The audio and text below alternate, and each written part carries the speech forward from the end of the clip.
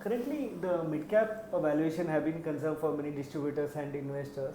What's your view and suggestion for a person who's coming into the investment into this segment of the markets in current scenario?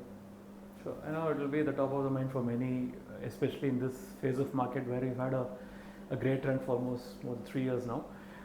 I think valuations on its own, I think shouldn't be looked at in isolation. You need to look at it commensurate with the earnings growth of the respective underlying segment where it operates in. So if you look at midcap index today, we've had a 5-year CAGR of close to 22% if you look at midcap 100, and if you look at the underlying earnings CAGR, it's been around 22%. So it's not as if valuations have run ahead of earnings or behind earnings, it's been in sync with that. So the question to ask more deeply is the earnings growth similar to what we have been privy to in the last 5 years? And if you ask me today, I think the undercurrents are pretty much strong. I wouldn't be able to hazard a guess whether it's going to be high 20s, low 20s, but it's something where the trajectory is much higher than what we were privy to in the previous decade. So that's number one.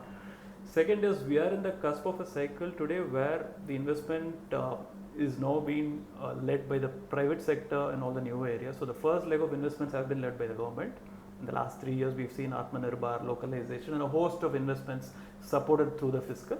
And this is a phase where the private sector has taken the baton, and we are seeing a spate of new expansions from the traditional old sectors, whether it is steel or cement or even the new areas like renewable power and off late green hydrogen. So I think the entrepreneurial spirits are back is what I would say, which typically is always good for mid and small caps if somebody walks in with a 3-5 year vision.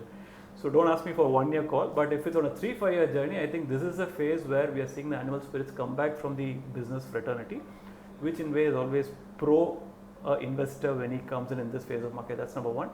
Second, the earnings trajectory in my view will be higher than what the last decade was for this set of companies which are coming in. And third, more a trivial fact, the number of companies with 1,000 crores of profit today is 50% higher than what it was in December 19. It shows the quantum of capital available for reinvestment by a set of companies which operate in the so-called mid and small cap space. So in any market, this is the sweetest spot where you have a lot of companies migrating from that stature of being either small sized or mid-small to a mid or a large mid-sized company. And I think the capital for that is more available today than what it was available to that and available earlier. And at least in my experience as an analyst, I have never seen steel plants come up completely through internal accruals. And this is the first time we are seeing steel plants coming up where capacities are getting higher by 50-60% funded through internal accruals. So corporate balance sheets are underlevered. That's the key message. So we are not in a phase where we are seeing the typical red flags come up in terms of either corporate leverage or in terms of too much supply ahead of too much demand, or in terms of excessive animal spirits where capital misallocation happens. I think we are still in an early phase of upcycle.